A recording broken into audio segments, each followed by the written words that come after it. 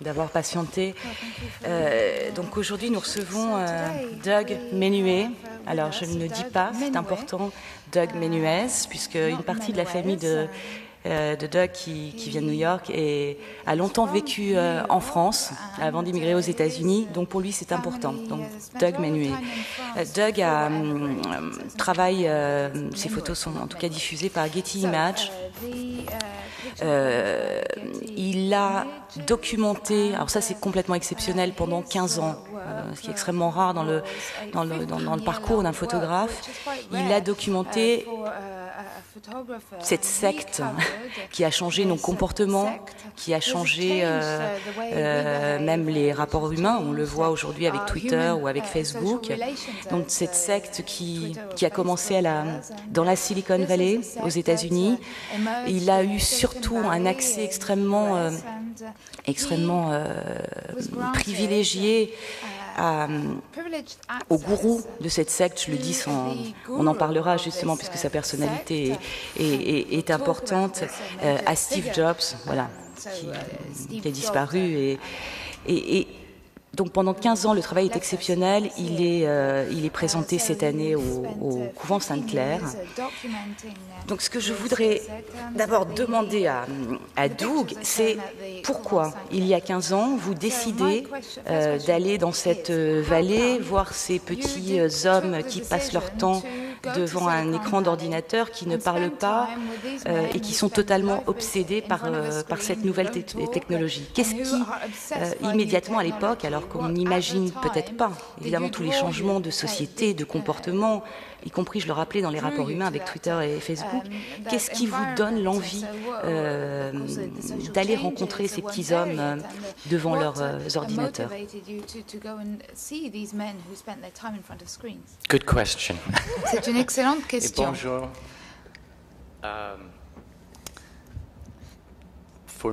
Alors, pour moi, cette décision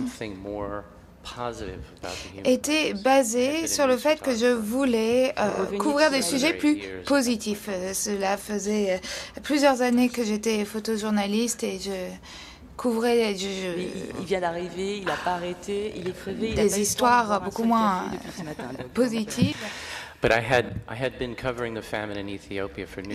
J'étais en Éthiopie pour parler de la famine pour Newsweek, faire des photos de la famine, et même si j'avais vu bien des horreurs malgré mon jeune âge à l'époque, j'avais vu des corps morts, j'avais été kidnappée, mais la situation en Éthiopie à l'époque était au-delà de tout ce que je pouvais imaginer. Je n'avais rien vu de si terrible depuis le Biafra. Et je suis revenue en me demandant quel était le sens de ce que je faisais et quel était l'intérêt de la photographie et ce qui était utile. Et un ami m'a parlé de Steve Jobs, de Apple, et j'avais acheté un Macintosh à l'époque et la technologie m'attirait. Et pour moi, Steve Jobs était le symbole d'une nouvelle génération qui émergeait dans la Silicon Valley et on voyait le changement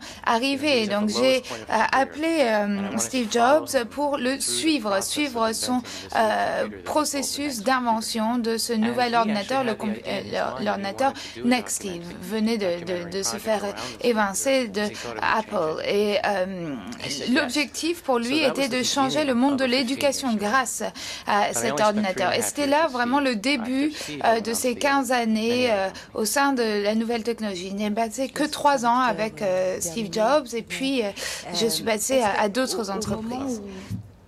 Voilà. Première photo. Donc tout ça, les images défilent un peu rapidement, donc je vais les arrêter de temps en temps, mais ce sera un peu au hasard. Vos moments aussi à vous, photographe, et vous montrez vos photos exactement comme vous le voulez. Est-ce que au moment où vous allez dans la Silicon Valley, est-ce que c'est comme l'impression d'un cow-boy qui va à la rencontre des Indiens? Non, mais est-ce que vous avez le sentiment déjà en les voyant, les premiers jours, les premiers moments de votre reportage, est-ce que vous avez d'abord le sentiment que Steve Jobs est un visionnaire et va changer effectivement nos comportements et autres? Est-ce que vous sentez que quelque chose se passe ou... Oui, tout de suite. Dès que je l'ai rencontré, je me suis rendu compte qu'il était quelqu'un d'extrêmement passionné, animé par cette passion. Il arrivait tous les matins très content. Alors c'est vrai qu'il partait au quart de tour et pouvait se mettre en colère très rapidement, mais il avait une grande énergie. Et j'avais vraiment l'impression de rencontrer une tribu cachée. J'avais l'impression de faire un travail de mémoire sur un travail d'anthropologue. Et voici une liste que faisait, une des nombreuses listes que faisait Steve Jobs. Et je lui ai demandé quel était son objectif, au-delà de créer un ordinateur pour le monde de l'éducation. Et il m'a dit, je veux qu'un jeune puisse trouver une cure pour le cancer dans sa chambre grâce à cet ordinateur. Et à l'époque, il y avait une passion idéaliste que la technologie allait permettre de changer le monde. Et l'objectif, pour moi, c'était de prendre des photos de ceux qui étaient en train de changer le monde, plutôt que de croire que c'était la photo qui pouvait le faire. Et donc, à New York, Peter Howe de Life Magazine m'a donné 3 ans pour couvrir ce milieu. Mais à l'époque, personne n'imaginait vraiment quel allait être l'impact de ces technologies. Les dessous de la secte du clan Steve Jobs. Quand vous arrivez, vous me racontiez quand on s'est rencontrés hier que vous arrivez dans un monde d'hommes, de blancs, tous absolument concentrés, mais pas que concentrés, dévastés même par le travail. D'ailleurs, il y a une photo absolument poignante quand on lit la légende et quand vous nous le racontez. Un jour, cet univers est dur aussi, cet univers de boulot est dur. Vous rencontrez un jeune ingénieur qui a 27 ans, qui travaille à chercher des codes. On lui dit un jour que le code, que le code n'était pas bon. Ce jeune homme de 27 ans qui travaillait avec Jobs. C'est extrêmement violent ce monde aussi, cette secte de chercheurs qui certes ont changé. C'est extrêmement compétitif, il y a une forte concurrence. Et ici, vous voyez la façon dont Steve Jobs travaillait. Donc, une des rares photos de Steve parlant avec un ingénieur. Alors, pour répondre à votre question, il faut que je parle de ce processus de travail. Alors, l'histoire que vous racontez s'est passée au sein de Apple 3 ans plus tard. Ils étaient en train d'inventer le Newton, qui allait être un dispositif portable, un peu un précurseur de l'iPad et de l'iPhone, mais ça a été un grand échec. Et il y avait 30 personnes en train d'écrire des millions de lignes de code. Et à l'époque, comme je vous le disais, il y avait un fort idéalisme. Ils étaient persuadés qu'ils allaient pouvoir changer la vie des gens. Et à mesure que cette industrie a connu des succès, la concurrence s'est amplifiée et on a vu un changement de mentalité. J'ai une image de Steve Jobs avec ses 12 employés au départ, et il est en train de leur dire on va travailler jour et nuit jusqu'à Noël et puis on prendra une semaine. Et quelqu'un lui a dit non mais c'est déjà le cas.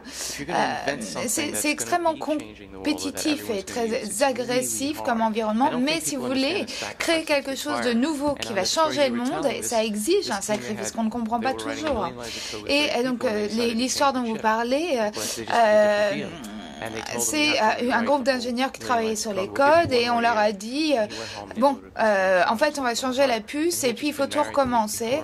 Et ce jeune homme, il est rentré chez lui le soir et il a juste pété un plomb et il s'est suicidé et il venait de se marier. Et donc, il y avait d'un côté cette passion qui permettait de travailler jour et nuit pour changer les choses. Et d'un autre côté, il y a eu l'aspect financier et le fait qu'on pouvait toujours engranger plus de bénéfices. Mais ces personnes ont vraiment une mentalité d'athlète. Généré, voulu par Steve Jobs. Il a été, à sa mort, il a été célébré comme une rockstar, comme un dieu, comme un gourou. J'emploie vraiment à dessein ce terme-là aussi. Ça a généré une émotion. On l'a vu sur Twitter, sur Facebook. Enfin, mais en même temps, il a été, vous qui l'avez côtoyé quand même de façon très proche, et vous êtes un des rares, un des seuls, en tout cas en photojournaliste. Ce travail n'est pas égalé. Quelle sorte de type c'était véritablement? Quelle sorte de patron c'était? C'était une personne très complexe.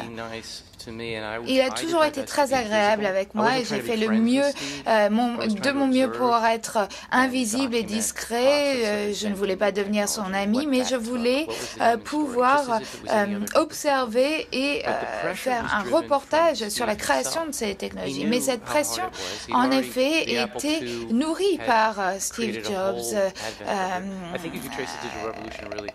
La révolution numérique a commencé avec l'Apple II, évidemment, la révolution technologique date du XVIIe siècle, mais Steve Jobs, aller chercher des gens passionnés. Le secrétaire était quelqu'un qui avait fait des études à Harvard, donc il triait vraiment sur le volet les personnes avec qui il travaillait.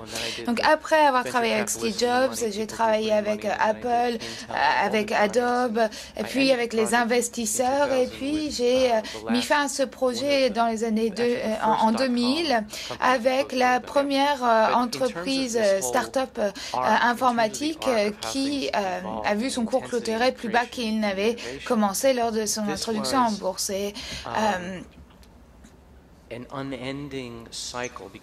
Ce monde d'invention est un cycle sans fin. On a commencé aux États-Unis, ça s'est ensuite développé en Asie, en Europe, et tout s'est accéléré très rapidement. Et aujourd'hui, nous sommes tous des cobayes de ces nouveaux produits. Vous avez parlé du changement de comportement. C'est vraiment le cas. J'aimerais vous donner quelques exemples. C'est vraiment la rencontre de la culture hippie avec ceux qui étaient dans la course à la conquête de l'espace. Et tout cela a créé un nouveau monde pour nous. Et on pourrait se demander que si ces personnes étaient différentes, si c'était une femme, si c'était des Africains plutôt que des hommes blancs, quel serait l'impact? Et il s'agit là d'un petit groupe de personnes qui est en train de changer tout notre monde, notre comportement, le monde du divertissement, la façon dont on gère les transports, les soins de santé. Chaque instant de notre vie au quotidien est guidé, dirigé par des gens qui vivent dans un monde très fermé. Et depuis les années 80, on essaye de faire rentrer des femmes et créer plus de diversité au sein de ces entreprises, mais c'est un processus un peu lent. Quand vous documentez cet univers très fermé, qui va, comme vous le disiez, changer nos vies, nos comportements, est-ce qu'à un moment, vous vous êtes pas dit, mais cette machine s'emballe, ça va trop vite, ça change trop vite, vous le dites, c'est un cycle sans fin, sans arrêt, cette technologie qui en 15 ans, c'est rien 15 ans, c'est absolument rien sur le... Est-ce que vous ne vous êtes jamais dit, mais ils sont dingues, ça s'emballe, jusqu'où ils vont aller? Ok, iPad, iPhone, etc., mais un peu comme des chercheurs fous. Well, in fact, I became obsessed. Eh bien, en réalité, je me suis fait complètement absorber par ce monde et moi-même, je suis devenue un peu fou. J'y étais à 3 heures du matin, j'y passais toute la nuit et j'étais mariée à l'époque, j'ai eu un fils et je faisais des commandes pour Fortune, Newsweek et Life Magazine. Et puis, quand j'avais du temps, j'allais à la Silicon Valley et on m'appelait pour me dire ce que vous faites pour Steve Jobs, là, j'aimerais bien que vous le fassiez chez nous. Et donc, j'ai passé énormément de temps à me consacrer à ce projet. Et au départ, je m'intéressais au comportement humain. Je ne connaissais rien à la science, à la technologie, aux mathématiques et au fur et à mesure, j'ai été complètement absorbée par ce monde. Je suis devenue un initié de ces technologies qui se sont immiscées dans ma vie et j'ai moi-même souffert de ce rythme de travail et en l'an 2000, j'étais arrivée à un point où je ne supportais plus cet univers qui avait tellement changé. On est passé d'un monde où on cherchait à changer le monde à un monde dirigé par la finance.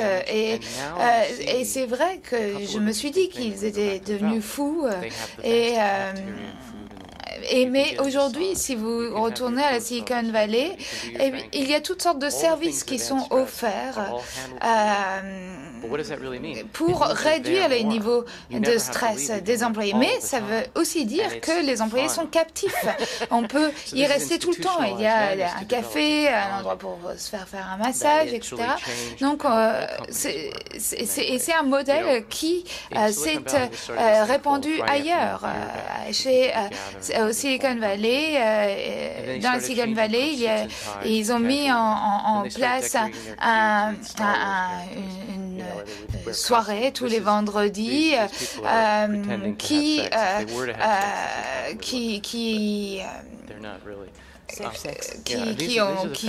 évolue avec toutes sortes de codes, etc. Et donc ici, vous avez ceux qui ont créé la possibilité de faire communiquer un ordinateur et une imprimante. Et eux ont adopté ce mode de travail qui était celui de Steve Jobs. En matière de technologie, quel impact donc généré aussi par Steve Jobs et d'autres, quel impact ça a aussi sur la photographie, sur la façon de travailler maintenant en numérique alors pour vous qui êtes à la fois photojournaliste, journaliste photographe et qui avez accompagné ces 15 années de révolution complètement folle de la technologie, alors, quels sont les avantages? Qu'est-ce que ça a apporté de positif, de bon? Peut-être de déshumaniser, peut-être parfois aussi de risques de déviance comme Photoshop, comme... Well, I shot this whole thing on Tri-X film. J'ai utilisé un film Tri-X pour j'ai fait de l'argentique à partir de scans numériques. Donc je suis en train de combiner les deux processus et je suis en train de digérer tout ce qui s'est passé pendant ces 15 ans. Il y avait énormément de choses que j'ai apprises et la tendance majeure, c'était tout ce qui était analogue est devenu numérique. Et ça a été le cas des films, ça a été le cas des imprimantes. Et puis, il y a eu le PDF avec Acrobat qui permettait d'avoir des livres entiers sur un dispositif numérique. Et moi, je n'ai jamais cessé d'imaginer que je ferais de la photographie argentique, parce que je suis née dans une salle noire,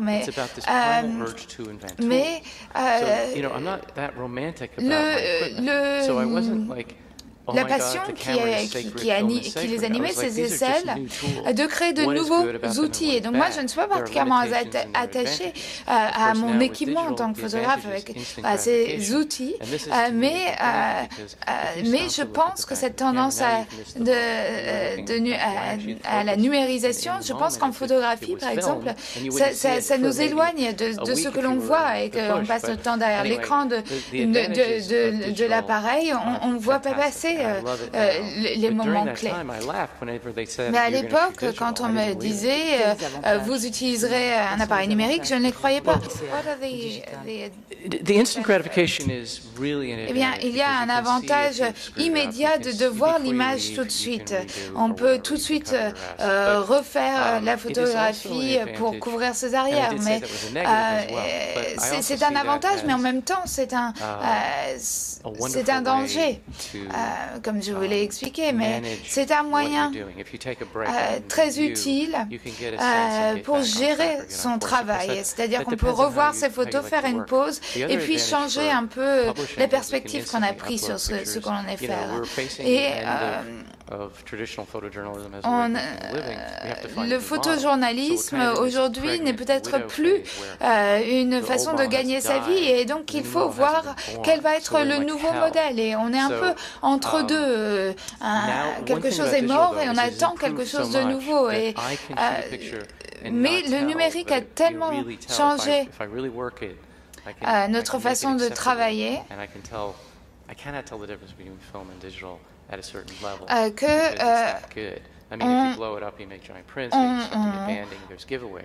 on arrive à faire des photographies qui sont très proches de celles de l'argentique. Donc, quand Steve Jobs est mort, donc ce gourou, ce dieu de la technologie, des ordinateurs, enfin de toute cette idéologie de l'ordinateur, vous vous êtes dit, voilà, il n'y en aura plus jamais un comme lui. Vous pressentez déjà, parmi ceux que vous avez rencontrés au cours de ces 15 années, qu'il y aura un nouveau Steve Jobs? Bon, alors il n'y a personne qui égalera Steve Jobs, qui ne sera jamais la même personne, mais je me demande d'où cette personne pourrait venir. Maybe from India? Sans doute de l'Inde, de Chine, du Brésil, peut-être de Russie. Et donc c'est vraiment une combinaison de l'esprit artistique et de l'esprit scientifique et l'esprit d'un prêtre jésuite, parce que c'était quelqu'un de très logique et intellectuel. Mais ceux qui le connaissaient étaient inspirés par lui, et en même temps c'était quelqu'un de très frustrant et très difficile parce qu'il était extrêmement exigeant. Et moi, en tant que jeune photographe, j'avais vu des choses terribles, j'avais vécu des moments terribles, mais rien ne m'a plus terrifié que de travailler avec Steve Jobs, parce qu'il était extrêmement perspicace. Il voyait vos failles, vos faiblesses, et il vous manipulait très facilement. Et avec Steve Jobs, je me suis rendu compte qu'il fallait que je grandisse et que je mûrisse. Je pense que les photojournalistes ont tendance à rester dans l'enfance parce qu'ils racontent l'histoire des autres et oublient de grandir. Mais avec Steve Jobs, j'ai dû apprendre à mûrir, et au cours des 3 ans que j'ai passé avec lui, je me suis disputée avec lui une seule fois. La plupart du temps, il était content de mon travail, il accrochait mes photographies au mur, couverture, mais un jour, je devais faire une couverture pour Fortune Magazine et il est parti au quart de tour et il m'a hurlé dessus.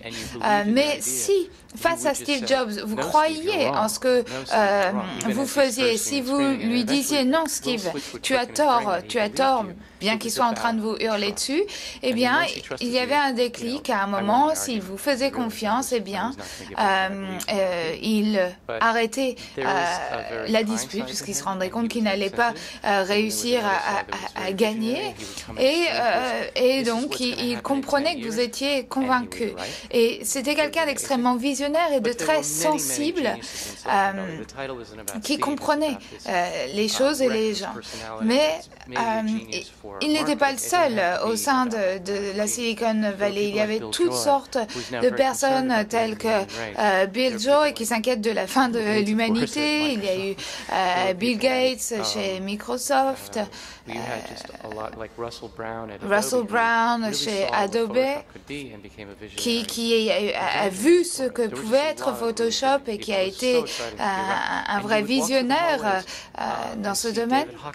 David Hockney ici, c'était en 1989 un atelier Photoshop et c'était un peu comme le Paris des années 20.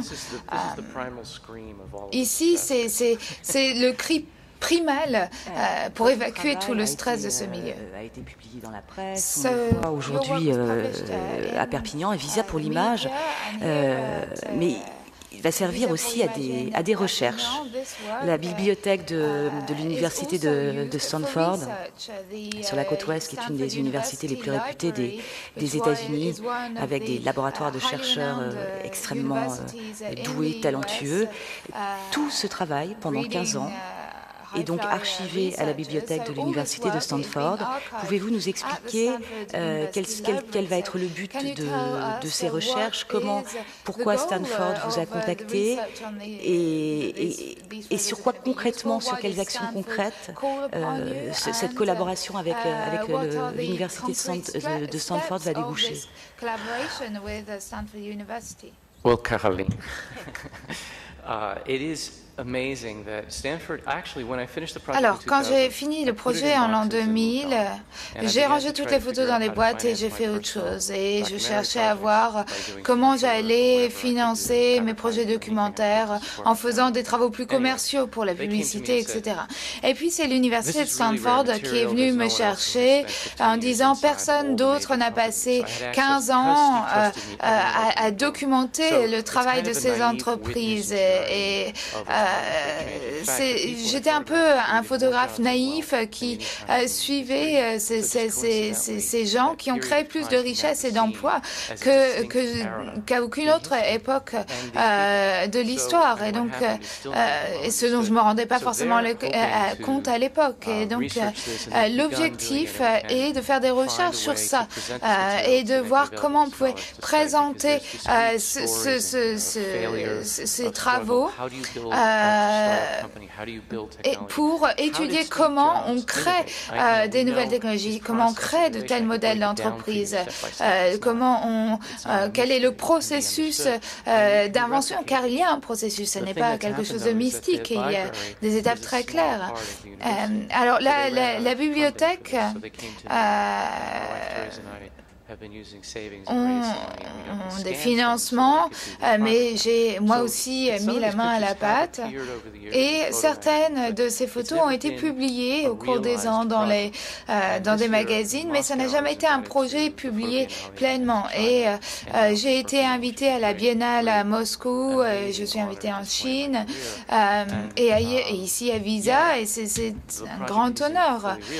Mais dans le même temps, ce projet n'est toujours pas terminé. Nous projetons de faire un livre, de faire un film, mais l'objectif final est de faire un programme d'éducation à but non lucratif pour inspirer les entrepreneurs et les ingénieurs de demain. Et tout particulièrement aux États-Unis, notre système éducatif connaît des difficultés. Il n'y a pas suffisamment de gens qui sortent diplômés dans des filières scientifiques et techniques. Et depuis l'an 2000, il n'y a eu aucune invention invention qui a créé autant de richesses et d'emplois.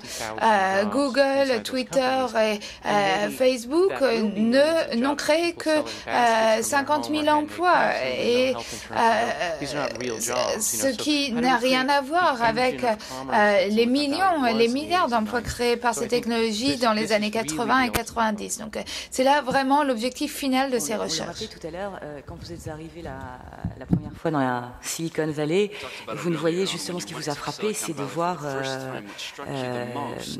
ces ingénieurs, leur parcours est uniformisé, leur vie aussi sont des ingénieurs blancs, comme vous le rappeliez.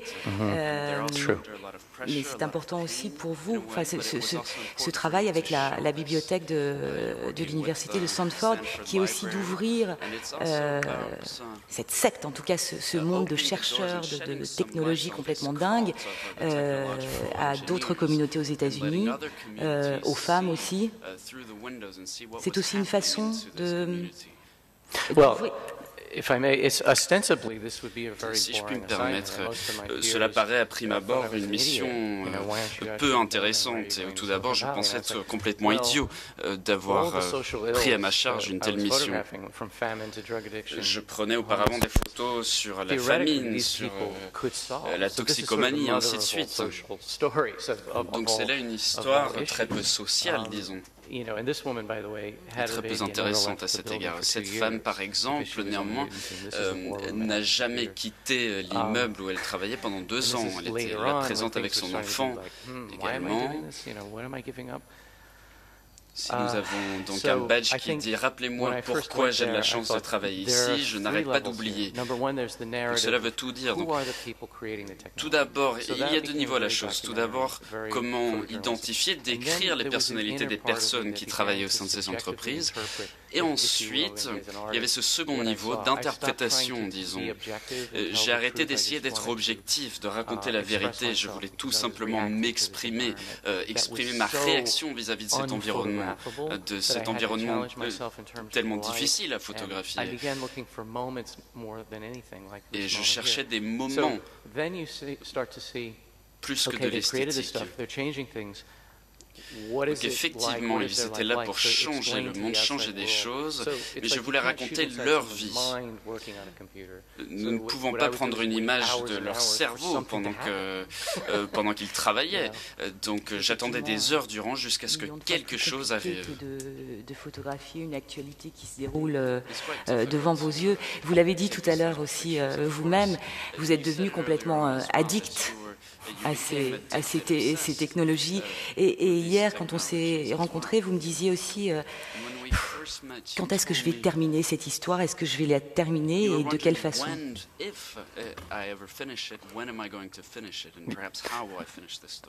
I'm waiting for the English translation in case those. Oui, j'attendais la traduction en anglais. Yes, I was wondering. I am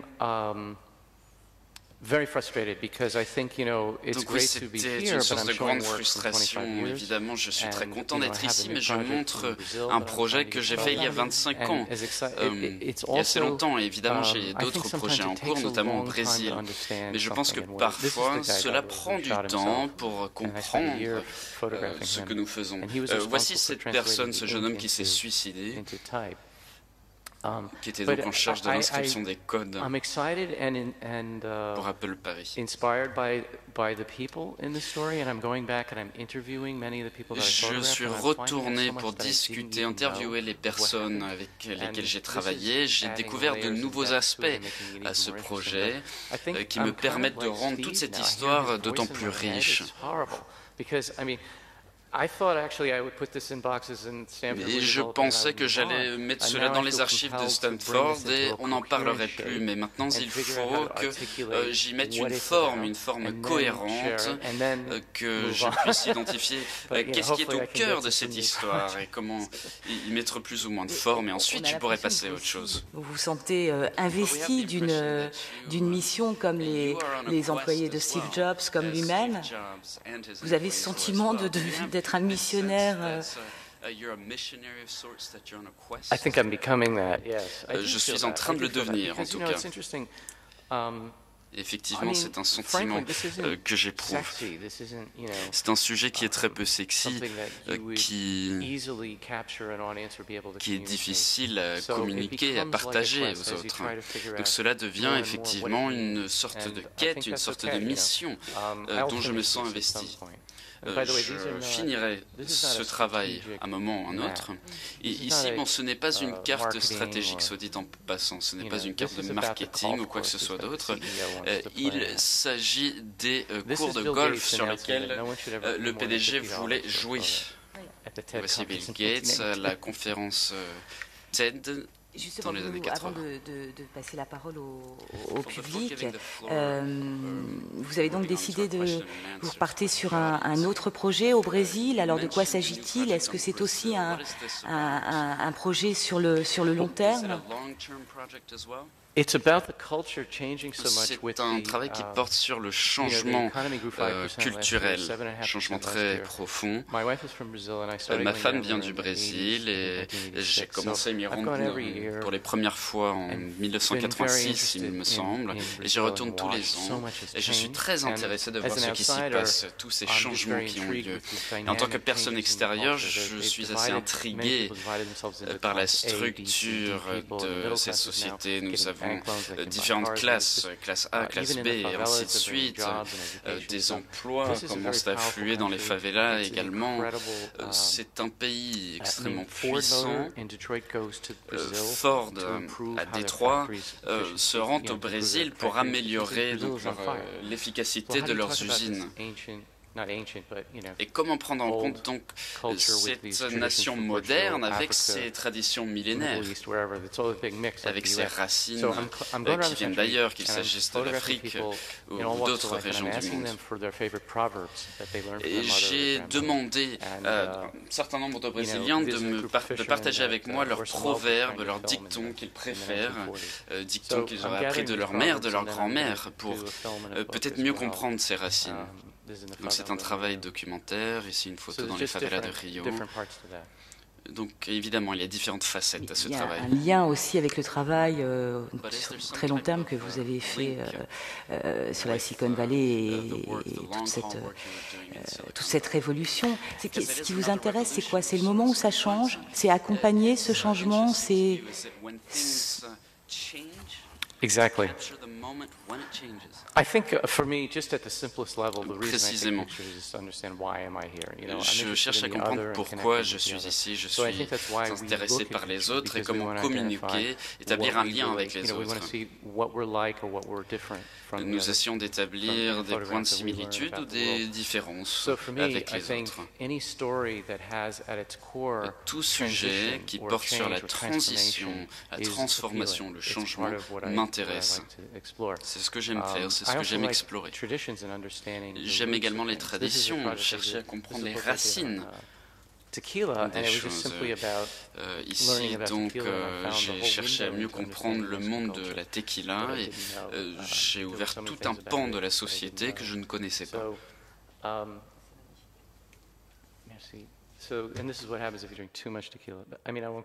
Voilà ce qui se passe si vous buvez trop de tequila, mais bon, je ne vais pas vous en parler avec trop de détails maintenant. Je cherche toujours disons, les conséquences positives du changement. Ici, j'ai fait un sujet donc, sur les orphelins d'Ouganda et des orphelins qui reçoivent une éducation. Est-ce que... Doug, est-ce que vous avez vu l'exposition, le travail de Stanley Green cette année qui est exposé à Visa pour l'image? Vous allez la voir cet après-midi. Parce que, effectivement, toute cette... Je suis très heureuse que vous ayez soulevé le sujet. Encore une fois, vous l'avez souligné, on le voit, nous, au quotidien, dans notre vie privée, dans notre vie professionnelle, tout ce que ça a pu impliquer de changement de rapidité, de changement de comportement, de dialogue à l'autre. Alors, c'est formidable, on a tous des ordinateurs, des smartphones, bon... Mais une fois que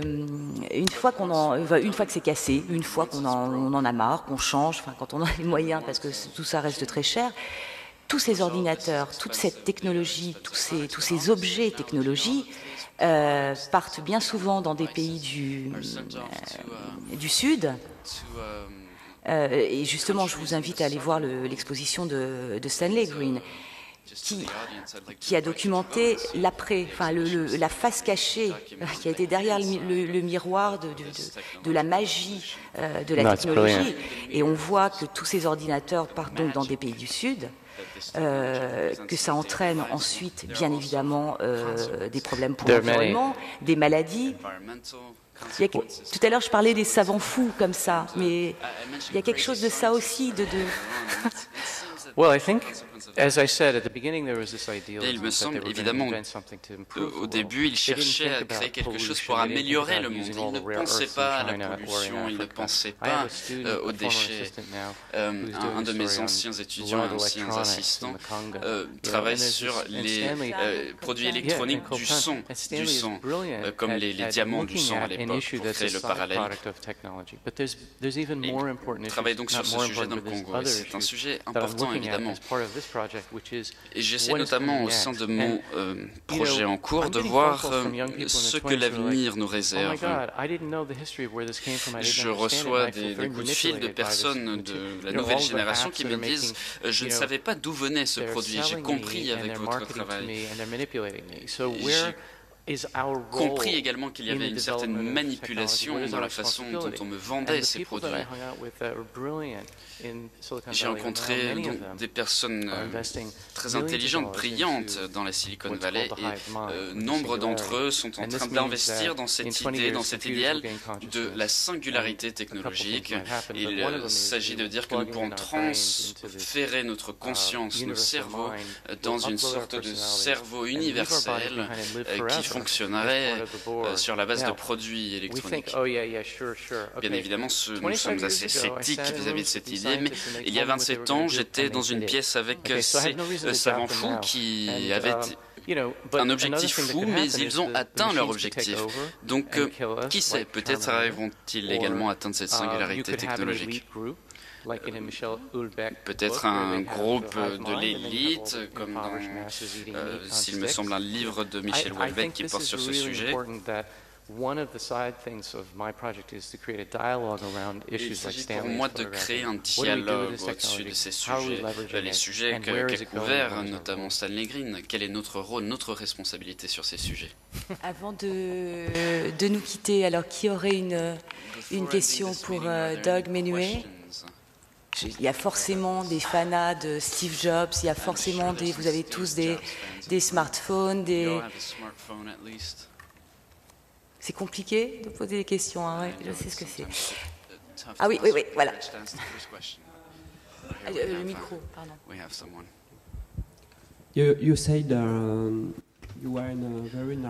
Bon, vous avez dit que vous étiez dans un groupe très restreint qui n'était pas très ouvert sur le monde. Comment êtes-vous parvenu à rester au sein de ce groupe? Ils ont leurs secrets, évidemment, qu'ils ne voulaient pas partager, notamment vis-à-vis de la concurrence. Comment avez-vous fait?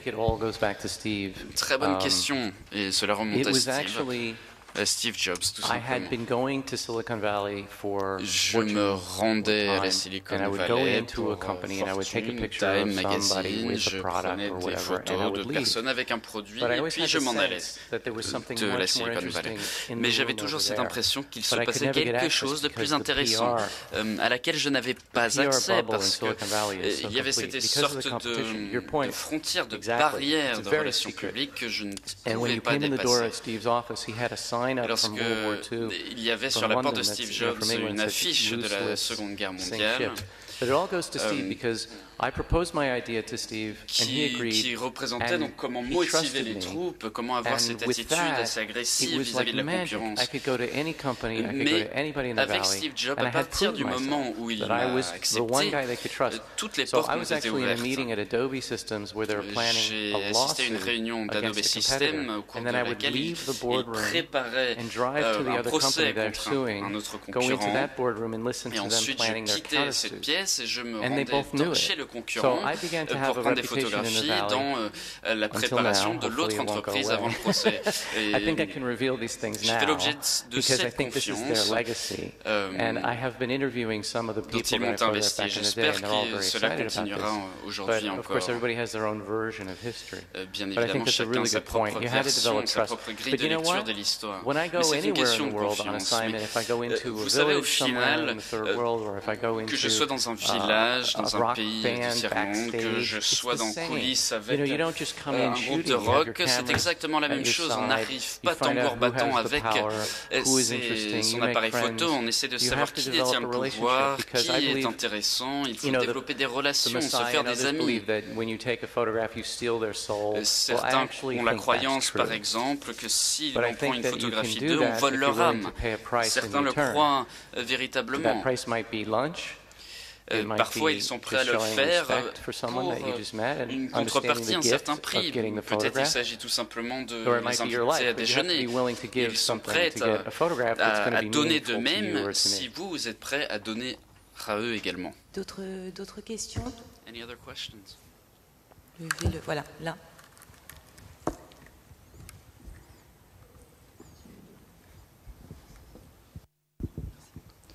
Oui, je voulais revenir sur votre travail en fait, mais plus d'une manière générale, parce que vous travaillez vraiment dans le milieu publicitaire, plus pour des entreprises, etc. Je voulais savoir un peu de quelle manière vous travaillez pour ce genre de commandes et autres.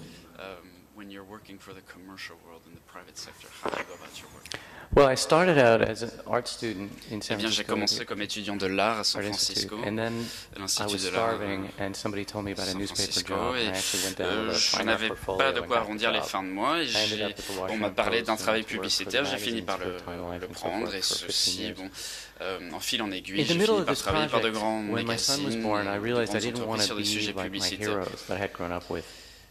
Je me suis rendu compte en cours de route que je ne voulais pas devenir comme mes héros d'enfance, mes héros de jeunesse. Je ne voulais pas avoir à abandonner ma famille pour continuer mon travail. Donc j'ai cherché à trouver un certain compromis entre ces deux vies, la vie professionnelle, la vie privée. La vie professionnelle, la vie privée. J'ai cherché à mieux exploiter le photojournalisme. J'avais cette idée peut-être naïve que je pourrais offrir mon œil documentaire, disons, pour ensuite offrir cette grille de lecture, cette vision très personnelle que j'avais à des entreprises publicitaires. Et je pensais que ces entreprises seraient prêtes à recevoir ce point de vue nouveau et qu'ils me paieraient les montants incroyables qu'ils payent pour les œuvres publicitaires. Mais au final, cela a fonctionné à ma grande surprise. Et cela m'a permis d'épargner un peu d'argent et ensuite investir dans ces projets que je voulais faire moi-même. Je n'ai pas eu à attendre une mission. J'arrivais à financer par mes propres moyens. Et l'on cherche un nouveau modèle économique pour les photographes. Faut-il vendre ces photographies gratuitement? Comment faire pour avoir les fonds pour financer ces voyages, faire des photos de mariage et ainsi de suite? Mais pour moi, je pense qu'il faut créer des synergies, avoir le contrôle de la rédaction, donc du travail de rédaction sur nos photos, mais aussi il importe pour nous d'avoir un sponsor, un certain parrainage, disons, même Michel-Ange avait un sponsor en quelque sorte. Ce serait ce système de mécénat qui représenterait l'avenir pour moi. Je ne fais pas autant de travail publicitaire aujourd'hui, mais j'aime autant ce travail, je le fais encore à l'occasion. De photographes, de photojournalistes aussi, voyant les difficultés de financer, en tout cas les freelances, et les difficultés de financer leur reportage, font aussi du travail régulièrement aussi pour la publicité. C'est devenu aussi un moyen, après on aime ou pas, on condamne ou pas, mais indispensable aussi de financer des travaux, des reportages à long terme quand les journaux, quand les magazines ne financent plus. I think it's important to acknowledge that. You know, if you look at oui, je pense que c'est important de le reconnaître. Regardez les grands photographes, Doisneau, ceux que je respecte le plus, et les photographes Magnum, ces grands photographes qui ont accepté des missions publicitaires s'ils avaient un certain contrôle, puisque c'est ce travail qui leur permettait d'ensuite aller au Brésil ou dans un autre pays pour faire leur travail personnel. C'est pour moi une approche que je préfère, en tout cas d'autres approches. Je ne vais pas les citer, mais il y a d'autres façons. Mettons, quand j'étais plus jeune, j'ai eu de nombreux petits boulots.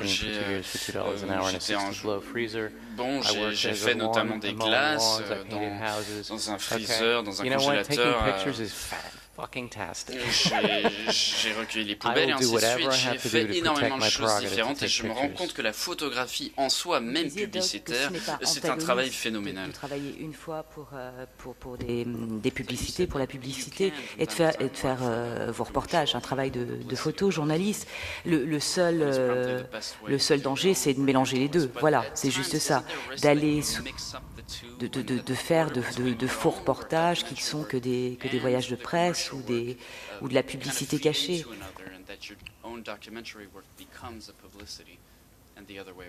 I think there is that danger. And I think, in any circumstance where there is money involved, you could be corrupted. Évidemment, dès qu'il y a de l'argent, il y a risque de corruption. Mais il faut garder un œil attentif, analyser la situation, trouver son propre équilibre entre travail publicitaire et travail documentaire. Je ne pensais pas comme je choisirais une vie de professeur de photographie ou d'écrivain. Mais aujourd'hui, je me dis que ce sont là des options libérateurs. Si vous aimez enseigner, par exemple, c'est une très bonne façon de financer. C'est une façon aussi de se montrer de la façon la plus simple, la plus pure. Même les plus grands photographes ont fait des missions publicitaires, puisqu'ils donnaient d'eux-mêmes, ils donnaient leur grille de lecture, leur vision des choses. Mais bon, je suis également une façon très pragmatique. Au final, j'ai mes propres responsabilités. Et je dois travailler tout simplement. Le journalisme parfois ne me satisfait pas. Je fais plus de travail pour les magazines. C'est un travail qui m'intéresse plus parce qu'au final, ce n'est pas la rémunération qui m'intéresse. Ce n'est pas comment ils rémunèrent, comment ils gèrent les frais de déplacement. Ce n'est pas ça qui importe. Mais avec le journalisme, bon, nous avons beaucoup moins de lecteurs. Et la photo qu'ils vont choisir doit communiquer tout ce que nous avons à communiquer au dénominateur commun, le plus petit dénominateur commun. Et c'est aussi une façon de détruire votre grille de lecture en simplifiant les choses pour qu'elles soient accessibles à tous. C'est là ce que les journaux nous demandent. Donc il faut trouver une façon de faire vos projets personnels, de montrer votre regard, votre interprétation des choses sans vous corrompre. Mais bien souvent, pour souvent rentrer dans ces univers-là, c'est déjà très très compliqué. Et souvent, moi j'ai trouvé le compromis finalement de donner les photos. Mais c'est très difficile, je trouve, alors finalement d'en vivre de son métier, quoi, dans ces cas-là. Et je voulais savoir si, par exemple, sur le reportage d'Apple, est-ce que vous vendez les photos ou est-ce que c'était comme un accord où vous êtes rémunéré par une autre entreprise ou ce genre de choses, quoi. Well, during that project, during the 15 years, au cours de ces 15 ans qu'on durait le projet, je vivais en tant que photojournaliste. Je travaillais pour les magazines, je recevais des missions de par le monde entier, mais je revenais à la Silicon Valley. Je recevais un coup de fil en me disant « Bon, tu devrais venir ce soir, on va travailler sur tel code, cela pourrait t'intéresser. » Et donc j'ai travaillé jour et nuit pendant des années, jusqu'à arriver à un point de burn-out d'ailleurs. En 98 jusqu'à 2000, j'ai commencé à faire plus de travail publicitaire, ce qui m'a donné un peu plus de liberté pour me rendre à la Silicon Valley. Et également, je me faisais payer par les personnes de la Silicon Valley. Je leur disais, bon, il faut signer un contrat, j'ai besoin d'un badge d'accès pour entrer dans l'entreprise et je vous rendrai tant de photos par mois ou par an. Et vous les utilisez comme vous le souhaitez, mais en tout cas, je me réserve mon droit de faire mes photographies comme je l'entends. Mon rêve est de trouver peut-être une galerie qui vendrait les épreuves de ces photographies. Parce que si vous regardez le modèle économique des arts, eh bien, tout a été changé avec le numérique. Tout a été profondément bouleversé par le numérique. Mais l'art continue, l'art survit, mais il faut s'adapter. J'aimerais finir ce projet, lui donner forme et ensuite, oui, en vendre des épreuves. Tiens, qui a vu déjà l'exposition de Doug Menuet où vous venez d'arriver, vous ne l'avez pas encore vue? Quelles sont les personnes qui ont vu l'expo? Je sais qu'on est en début de semaine, vous arrivez? Non, personne. Now's your chance. Hein? C'est maintenant ou jamais. There's captions with the pictures that bien évidemment, les photos sont accompagnées de légendes pour expliquer ce que vous voyez. Qui est visible au couvent Sainte-Claire. Voilà, je vous engage à y aller. Vous avez déjà vu votre exposition, ça va, tout est bien accroché, les légendes, l'editing, tout correspond au sens de votre... C'est magnifique. C'est magnifique. Ils l'ont placé dans une vieille prison. Et c'était tout à fait parlant. Fermé, concentrationnaire quand même de Steve Jobs, ça correspond au... It felt very appropriate. I felt très approprié, mais c'est un lieu magnifique. Puisque les photos sont... L'impression était de très haute qualité. On voit notamment au niveau du grain sur mes photos, c'était un peu poussé. Mais l'accompagnement des légendes également et les photos, le résultat est magnifique, il me semble. Particulier. Généralement, les photographes aiment beaucoup exposer au couvent Sainte-Claire. Donc merci infiniment. Demain matin à 10h, nous discuterons avec Julien Goldstein, qui a travaillé sur les Kurdes et tous les enjeux liés à ce peuple sans droit, présent dans plusieurs pays du Proche-Orient et d'Asie. À 11h, Nick Wheeler sur l'Irak, mais cette fois l'Irak vu d'une autre façon. C'est un sujet très intimiste, d'accès encore difficile, comme ce matin le travail de Jean-Louis Fernandez, comme aujourd'hui le travail de Doug Menuet, qui ont en commun le fait d'avoir travaillé dans des endroits difficile d'accès. Voilà. Donc demain, Nick Wheeler, ce sera son travail sur la région des marais en Irak. Et très rares sont les photographes, les journalistes, les occidentaux qui ont pu y aller. Voilà, je vous remercie infiniment. À demain. Merci à l'équipe des traducteurs de Shan. Et j'espère que demain, on aura le retour des écrans que nous n'avions pas. Merci beaucoup, Doug. Voilà. Merci beaucoup. It was fantastic. Great questions, Caroline. De très bonnes questions, Caroline. Merci. Merci à tous.